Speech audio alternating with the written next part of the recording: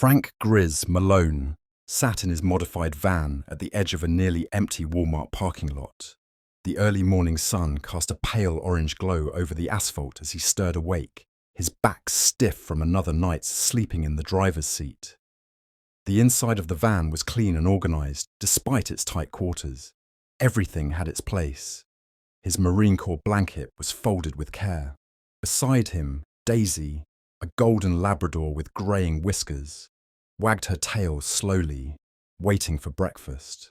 Grizz didn't consider himself homeless. Not really. His van was his base, his barracks, his shelter. He had spent years sleeping in deserts, jungles, and bombed-out buildings. This van, with its worn leather seats and wheelchair lift, was a fortress compared to those places. It had taken months of his disability pay to modify it to his needs. Ramps, medical storage, and Daisy's bed all fit into a life that was small, but his own. He lowered the ramp with a hydraulic whine and manoeuvred his wheelchair down with practiced ease. The morning air was crisp and the lot mostly quiet. A mother wrangled her toddler into a minivan nearby. A few early workers trickled into the store. No one paid him much mind. Grizz reached into a cooler and pulled out Daisy's breakfast. Chicken and rice he'd cooked yesterday on a tiny portable stove. She wagged her tail more excitedly now. He chuckled, the sound low and gravelly. "You eat better than I do, girl." After feeding her, he opened a battered folder in his lap and reviewed the schedule for his VA appointment the next morning. Check-up, physical therapy, and a consult for his prosthetic. He made a mental note to refill his medication today if he could. The van rocked slightly as a gust of wind passed. He glanced around. Just an empty lot. Normal morning. Then a black and white patrol car cruised slowly by, its presence heavy despite the silence. Grizz kept his eyes on the folder, but Daisy tensed beside him and gave a quiet growl. The officer inside the car didn't roll down his window, just stared, long enough to make it clear it wasn't a passing glance. Grizz didn't return the look. He'd been through enough to know when trouble was circling. The patrol car kept going, but something lingered in the air. That feeling, deep in his gut, the one you get before a storm. He looked down at Daisy. "Stay sharp, girl." Her ears were already up. The morning no longer felt so peaceful. Officer Brent Colby pulled his cruiser sharply into the lot, tires crunching on the loose gravel as he aimed straight for the parked van near the edge. He didn't bother with subtlety. He stopped at an angle that blocked the ramp, stepped out, sunglasses already in place, thumbs tucked into his belt like a cowboy ready for a show. His chest puffed under the badge, posture casual but charged with a kind of authority that was less about order and more about domination. Frank looked up from his clipboard, his expression calm but alert. Daisy's ears twitched, sensing something in the air before it was spoken. "You can't park here, old man," Colby said, already walking toward him. "Private property. You're trespassing." Frank nodded once, slow. "Just here till tomorrow. VA appointment. Been coming here at night for a couple weeks. No one said anything." Colby scoffed. "Yeah, well, someone said something now. People don't like seeing this." He motioned vaguely at the van, then at Frank's wheelchair. "Makes shoppers feel unsafe." Frank's voice was even, respectful. "I served 22 years, officer. Lost my legs overseas. Don't want trouble. Just rest and go." Colby leaned against the van like he owned it. "You got your legs blown off and now you think the world owes you a parking spot." A woman walking by with groceries slowed down slightly, eyes flicking between them before hurrying away. A teenage boy with earbuds in looked up, paused for a second, but kept moving. Frank said nothing. His hands rested in his lap, steady. He wasn't rising to it. He never did. He'd been trained not to. Colby smirked. "Bet that wheelchair's seen more miles than this pile of rust. You sleeping in here too? Jesus." Frank looked at Daisy. "Don't mind the noise," he said softly. She sat at his feet, eyes fixed on Colby. "I'll give you 5 minutes," Colby barked. "Then I'm towing it." Frank blinked. "That van's all I've got. Everything's inside. My gear, my meds, her food. I can move it after lunch. Just need a few more hours. I'm not causing anyone harm." "Not my problem," Colby snapped, pulling out his radio. "Dispatch. Need a tow at Walmart lot. East side. Unauthorized vehicle. Possibly abandoned." Frank felt the air tighten. He rolled slightly forward. "Please, if you're gonna do something, at least let me get Daisy out first." Colby turned away and laughed. "Should have thought of that before you decided to freeload on taxpayer space. Maybe next time sleep under a bridge like the rest." Frank stared ahead, jaw clenched, still not moving. Colby glanced at the growing number of people passing by, some watching, others pretending not to. He seemed to enjoy it. His voice dropped low, cold. "You think being a vet makes you special? All I see's a cripple with a dog and a junk van taking up space." No one stepped in. No one said a word. The only sound was the low click of Colby's radio and the distant rumble of a tow truck approaching from the far side of the lot. The tow truck rolled into the lot faster than expected, its yellow lights flashing like a cruel warning. It didn't hesitate or idle. It drove straight toward the van, as if the driver already knew exactly which vehicle to grab. Frank's eyes narrowed. That wasn't normal. It was too fast, too coordinated. This wasn't some casual city tow. It was deliberate. Frank threw his hands on his wheelchair rims and pushed hard, trying to get between the truck and his home. His wheels caught in a crack in the pavement. His body lurched forward. He hit the ground with a dull thud, elbows scraping asphalt, the world tilting sideways for a second. Daisy barked sharply, circling back to him, frantic. The tow driver barely paused. He didn't even look at Frank, just lowered the winch and hooked the front of the van like it was a piece of trash in the way. Frank struggled to pull himself upright, ignoring the sting in his knees, one arm wrapping around Daisy's collar to keep her close. A small group had gathered now, shoppers mostly. One young woman in her 20s pulled out her phone and started live streaming. "Yo, is this real?" she said into the camera. "They're towing a disabled vet's van. He's in a wheelchair. What the hell?" Others joined slowly, unsure. A couple walked by whispering. A man in gym shorts took a photo.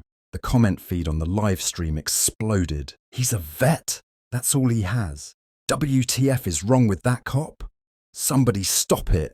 Frank didn't speak. He just stared as the van, his life, his gear, his medication, his papers, even Daisy's backup food, was hoisted into the air like nothing. The hydraulic arms groaned as the tow driver tightened the grip and began pulling away. Daisy barked again, louder now, pacing beside Frank in anxious circles. He shielded his eyes from the rising sun. His breathing was shallow, chest tight, not from panic, but from the sheer weight of helplessness. He'd fought in sandstorms, crawled through smoke. But this humiliation in front of strangers with smartphones, it was a different kind of war. The van disappeared down the road. Frank sat there, legs folded awkwardly beneath him, sweat beading on his forehead. The back of his shirt stuck to his skin. Daisy whined beside him, nudging his arm. A little boy nearby asked his mother, "Why are they doing that to the man in the chair?" The mother didn't answer. Colby watched it all from a few steps away, arms folded. He was chewing gum. When the van was completely out of sight, he took a slow step toward Frank. The crowd was silent now, watching. Colby smirked, took off his sunglasses and gave a lazy, mocking two-fingered salute. "Semper Fi, hero." Then he turned and walked back to his cruiser, leaving Frank and Daisy alone on the asphalt under the beating sun, surrounded by eyes that saw everything and yet did nothing. The smell of fresh coffee and bacon filled the small diner just down the road from the Walmart.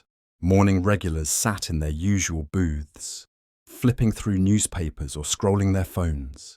Over by the window, Sergeant Mike Reyes, retired Marine, 50-something with forearms like tree trunks and a face carved by both war and years of welding, was halfway through his breakfast when a sharp gasp came from the waitress behind the counter. "Look at this," she said, holding up her phone. They towed a disabled vet's van while he was still there. Mike glanced over, uninterested at first. Then something in her voice made him lean forward. She turned the screen toward him. It was a vertical video, shaky, zoomed in, but there was no mistaking that battered van, and no mistaking the man lying on the pavement next to his wheelchair, with that golden dog barking beside him. Mike's jaw locked. "Wait a damn minute." He reached into his pocket, pulled out his glasses, and looked again. The video had already racked up 27,000 views and climbing. A scrolling wall of comments blurred past. "Marine vet got his only home towed. Dude in the chair is Grizz Malone. That cop better hope no vets see this. This ain't gonna end well." Mike Reyes set down his fork. "That's Grizz." He pushed his plate aside and stood. Tossed a 20 on the counter without counting. The waitress blinked. "You know him?" Mike didn't answer. He pulled out his phone and scrolled through a list of contacts labelled with nicknames and military call signs. He tapped one. "Yo, Rico, you seen the video? That's Malone. Yeah, that Malone." He stepped outside, boots crunching on the gravel, voice dropping into mission tone. "Get whoever's nearby, anyone local. We meet at the Walmart lot in 20. No signs, no shouting. We just show up." Another call, then another. Soon his phone was buzzing with responses. "On my way. Already saw it, bringing the truck. Semper Fi." Back in the diner, more phones buzzed. A biker at the counter nudged his buddy, both of them wearing subtle marine patches on their jackets. They looked at each other, nodded once, left their coffee untouched. Online, the video hit 200,000 views. A repost on X, formerly Twitter, read, "Cop mocks disabled vet, tows his home. Vets, you seeing this?"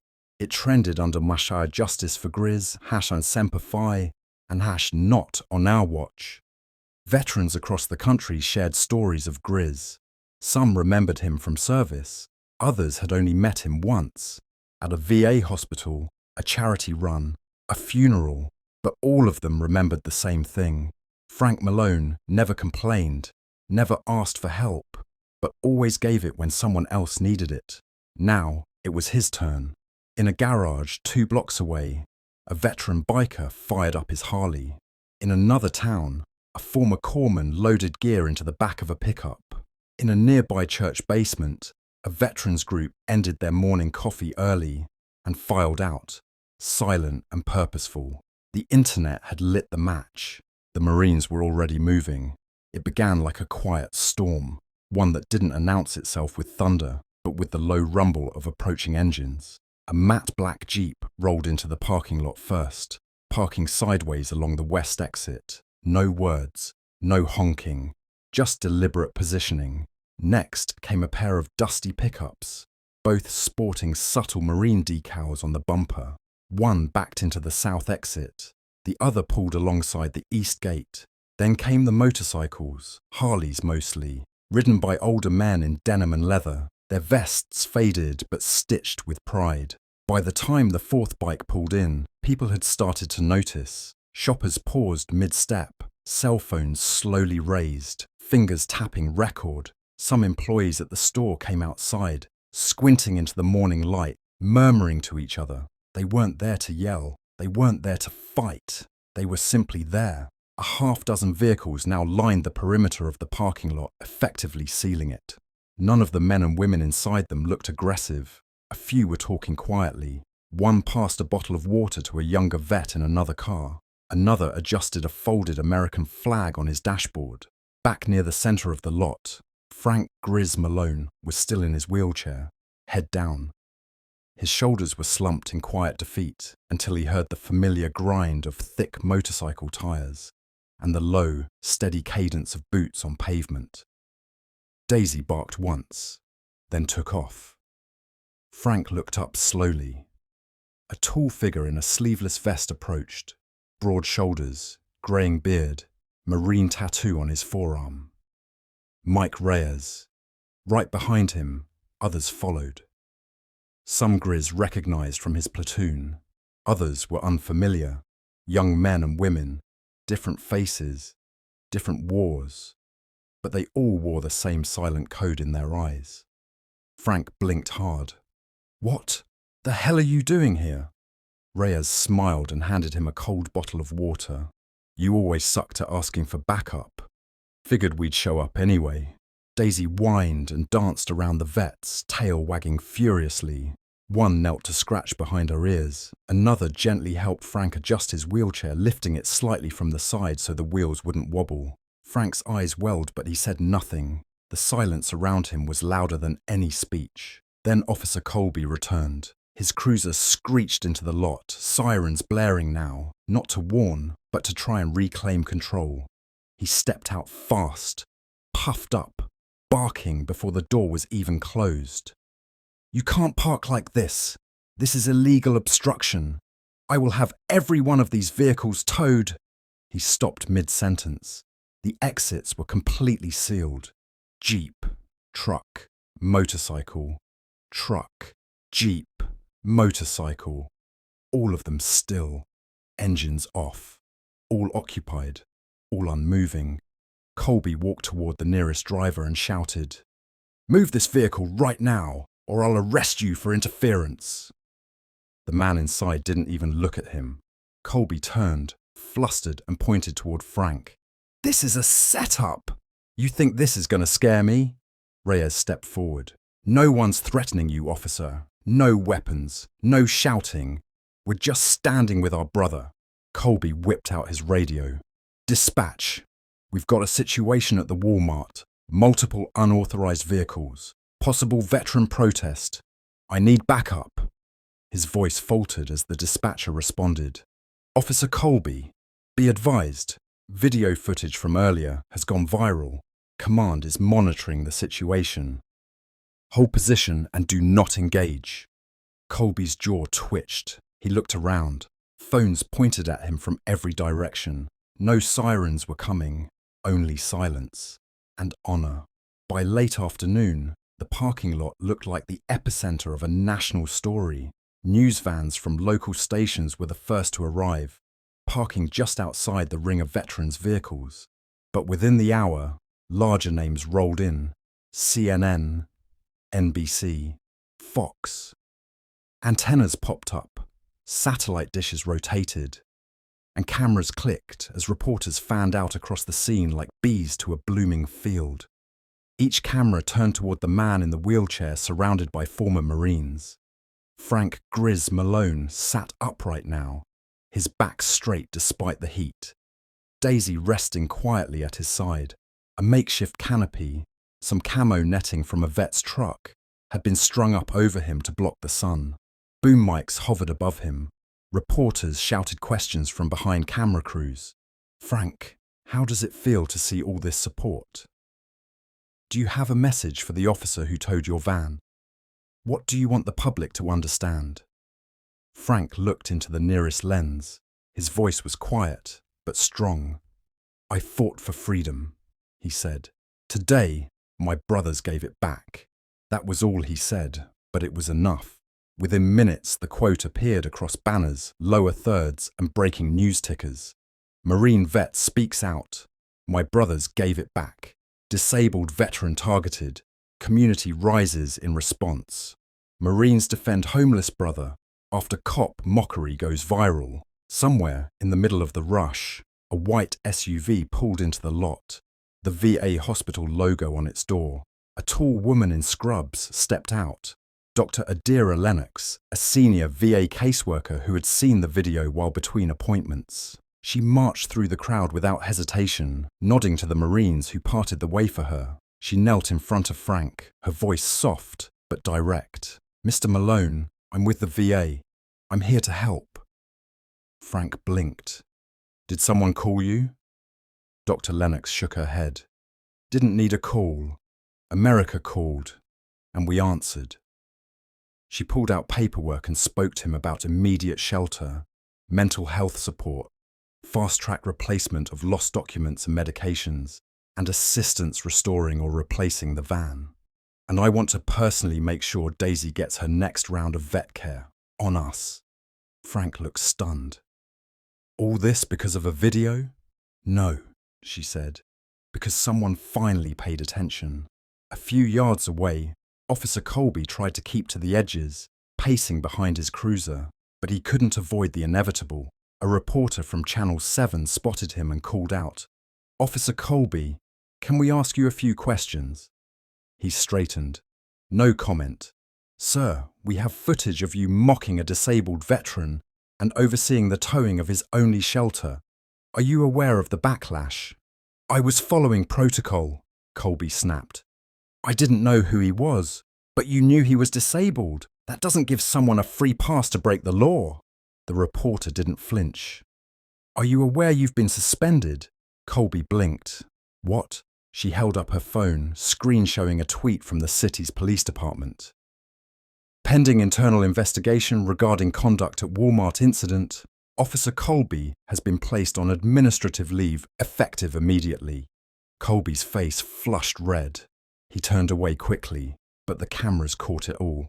Back at the center of the lot, Frank glanced around at the news crews, the strangers clapping from sidewalks, the fellow vets standing guard like they were back on foreign soil. Daisy nudged his hand gently. He looked at her and whispered, "Guess they finally saw us, girl." 3 days later, the city council chamber was packed beyond capacity. People lined the walls. Others stood shoulder to shoulder in the aisles. Veterans in uniform, families with children, college students holding signs that read, "Justice for Grizz" and "We don't leave our own behind." Cameras were set up in every corner. Reporters live-streamed. Every major news outlet had a seat reserved. At the long oak dais, city officials sat stiffly, flanked by the mayor, the chief of police, and the head of the civilian review board. The mood wasn't tense. It was expectant. Change had arrived. No one wanted to blink and miss it. Frank Grizz Malone sat in the front row beside Dr. Lennox and Mike Reyes, dressed in a clean ironed shirt and a warm Marine Corps swim cap. Daisy sat calmly at his feet, wearing a vest that read "Service Dog, Do Not Pet," though half the room wished they could. The mayor opened the session. "We're here today not just because a law was broken, but because a trust was broken. The trust between those who served and the country they served for." She nodded to the police chief, who took the mic with a deep breath. "The behaviour displayed by Officer Brent Colby last week is not reflective of the values of this department. His actions were not just unprofessional, they were inhumane." He turned toward Frank. "On behalf of the department and this city, I apologise to you, Mr. Malone, and to every veteran who saw that footage and felt abandoned." The room was silent, heavy with emotion. The chief continued, "Officer Colby has been officially terminated, effective immediately. His record will reflect the misconduct. There will be no reinstatement." Applause rippled through the chamber, growing until it filled the room. The mayor stepped forward again. "But justice isn't enough unless it creates something better. That's why we're announcing a new initiative, the Veterans Respect and Protection Act, a policy requiring law enforcement sensitivity training with mandatory courses on veteran trauma, disability rights, and public accountability." Murmurs of approval moved like wind across a field. She then turned to Frank. "Mr. Malone, we'd like to offer you a temporary apartment, rent-free for 1 year, and a position as an advisor to the VA support program we're building in partnership with your fellow veterans." Frank paused, overwhelmed. Then he leaned toward the mic and said, "I'm grateful, truly, but I won't take anything until every vet sleeping in a car tonight is seen the way I was seen when cameras showed up. This can't just be about me. It has to be about all of us." Silence, then a roar of applause that nearly shook the room. After the hearing, Frank was guided outside, where a surprise waited in the parking lot. His van, only it looked new. The same make and model, but repainted, polished, and restored to pristine condition. Inside, every item had been returned. His photos, his gear, even the hand-stitched cushion Daisy slept on. A small envelope was taped to the dash. It read, "No charge. Semper Fi. Mackenzie Towing." Frank's hands trembled slightly as he ran them over the door. He looked at Reyes, at the reporters, at the crowd surrounding him. "You ever see a man lose everything in one day?" he asked, half smiling. "Now you've seen what it looks like to give it back." And for the first time in weeks, Frank climbed into his van, not as a man holding on to the last pieces of dignity, but as a symbol of something finally made right. 6 months later, what was once an abandoned warehouse on the edge of town stood proudly as the Grizz Veterans Resource Centre, a place built not with concrete alone, but with gratitude, brotherhood, and purpose. The outside was clean and modest, the front door painted in the colours of the American flag, but subtly, respectfully. No giant banners, no political noise, just a bronze plaque beside the entrance that read, "For those who served and were forgotten until now." Inside, the space buzzed with quiet dignity. Rows of sleeping pods lined one wall. Simple, private spaces with clean bedding and personal lockers. At the back, warm showers and laundry stations offered something many vets hadn't had in years: comfort. A legal clinic was open 3 days a week, staffed by volunteer attorneys helping with housing, benefits, discharge upgrades, and more. There was even a grooming station for service dogs, complete with treats and grooming tools, something Frank insisted on after Daisy's last checkup. Frank Grizz Malone, now a familiar figure in a tidy polo shirt and slacks, didn't run the centre alone, but he was its soul. Every morning, he rolled through the halls in his chair, greeting fellow vets by name. He always made time for conversations, even the hard ones, especially the hard ones. Donations had poured in from across the country, not millions, but enough.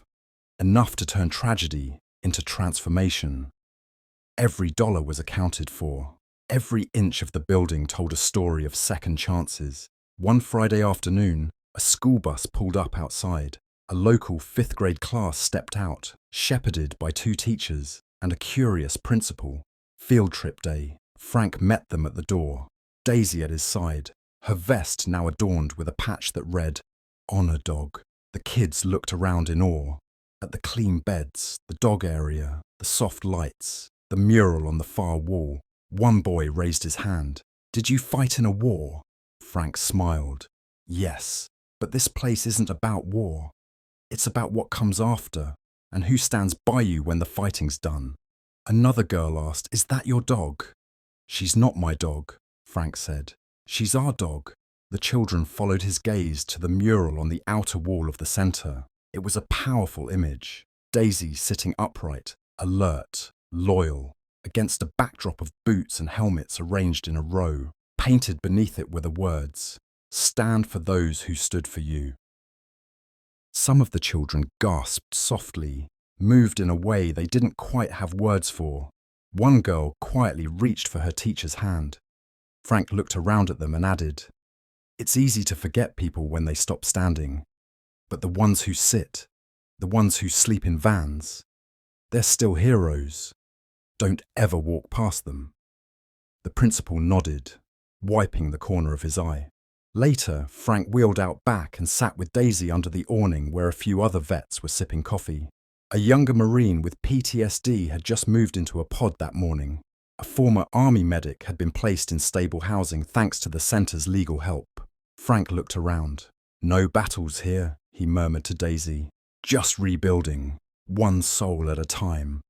She rested her head on his lap. This was his mission now, and it was only just beginning. The sky was a muted grey that morning, soft clouds drifting like smoke over the same Walmart parking lot where everything had started months ago. Most shoppers didn't notice the figure curled beneath the faded awning near the edge of the lot. He was thin, wrapped in a too-big jacket, a duffel bag pressed against his chest. Beside him, a tattered leash coiled around the paw of an old mutt whose ribs showed beneath its fur. A pair of worn military boots poked from beneath the man's blanket, the laces frayed, the soles half gone. An assistant manager inside the store had already called the police. Routine, she'd said. Not out of cruelty, just policy.